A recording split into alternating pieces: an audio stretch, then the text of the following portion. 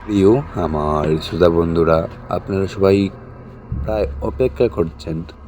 আমাদের এই চ্যানেল থেকে ভিডিও আসছে না প্রায় কিছু দিন ধরে। আমাদের কিছু প্রবলেমের জন্য আমাদের টিম কাজ করতে পারছে না। আবার আমরা স্টার্ট হয়ে গিয়েছি নতুন করে। এখন প্রতিদিন একদিন পর পর আবার ভিডিও কন্টিনিউ আসবে। আর যদি পারা যায় ডেইলি একটা আসবে, সকাল 10টার সময় বা অথবা দুপুর 2টার সময় আমাদের ভিডিও আসবে। আজকে নিয়ে আসলাম আর একটা নতুন বাংলা ভূতের গল্প। গল্পটির নাম হলো নিশির ডাকি। গল্পটির নাম হলো নিশির ডাকি। এই গল্পটি বড় একটা ভয়ানক গল্প ভূতের।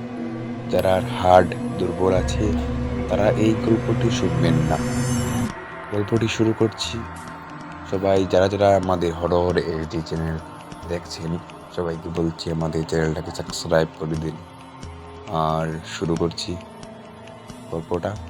পূর্ব মেদিনীপুরের এক প্রাক্তন গ্রামের মাটির ঘরে বাস করত রঘুপাল নামে এক গরিব কৃষক। স্ত্রী মারা গিয়েছেন বহু বছর আগে। একমাত্র ছেলে শহরে কাজ করে বছরের একবার আসে। রঘু একা থাকতো আর দিনের পর দিন ক্ষেত কাম সামলাতো। গ্রামের পাশে এক পুরনো শ্মশান। লোকজন বলে সেখানে নাকি নিশি ডাকে লোক হারিয়ে যায়। কেউ কেউ বলে একবার কারো নাম ধরে রাখো, শুনলে পিছনে তাকালে আর ফেরা যায় না। রঘু এসব বিশ্বাস করত না। একদিন সন্ধ্যাবেলায়